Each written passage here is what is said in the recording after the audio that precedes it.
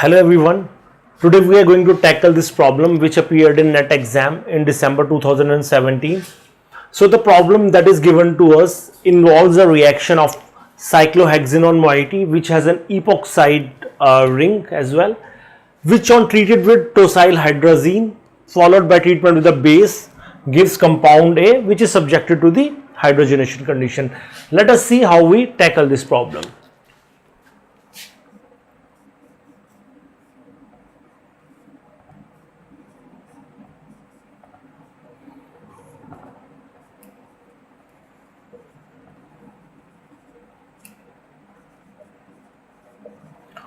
We are very well aware of the fact that when aldehydes and ketones, when they are treated with hydrazines, we end up getting hydrazones. And in order to facilitate this particular reaction, we need a weaker base. We need a weak acid. What the acid does, the acid coordinates with the carbonyl group, as a result of which it increases the electrophilicity of this carbonyl carbon, and thus it facilitates the attack of amine onto the carbonyl carbon, as a result of which it leads to the formation of hydrazone. So the product that we get is this hydrazone.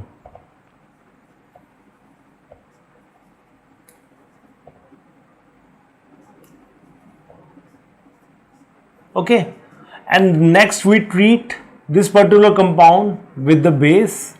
This was step 1, this was step 2. Now we know the role of the base is to abstract the acidic hydrogen. Here we can see we have a hydrogen that is attached to the nitrogen. So that is exactly what the base does. It abstracts this hydrogen.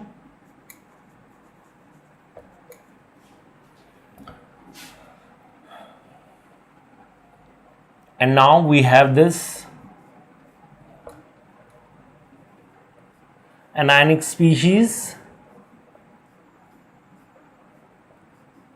This negative charge then comes here, which leads to the movement of this double bond inside the ring, followed by the epoxide opening.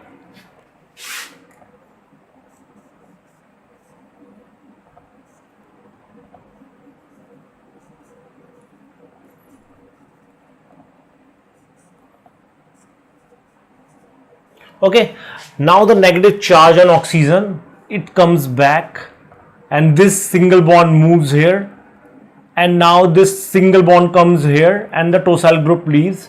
So now we see an expulsion of nitrogen as well as tosyl group from the reaction, and it leads to the formation of compound A, which is nothing but an alkyne.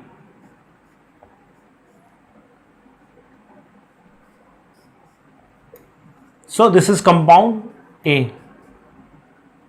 Okay, and now in the next step, this compound A is subjected to reaction with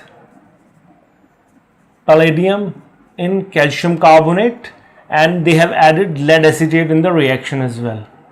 Okay, so if we have studied our bachelors carefully, then we are very much aware of the fact that when alkynes are treated with Lindlar catalyst. So here the palladium on calcium carbonate, that is, it is called Lindlar catalyst. So when the alkynes are treated with Lindlar's catalyst,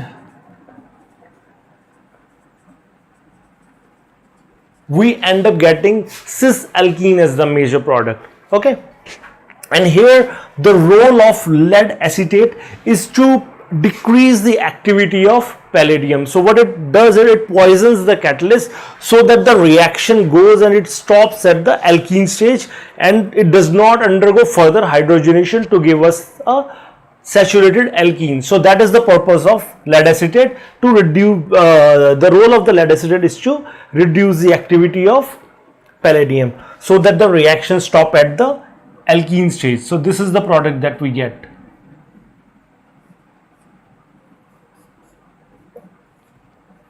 So this is compound B. Suppose if we don't add lead acetate into that, then this can further hydrogenate. Okay, so that is how we have to tackle this particular problem.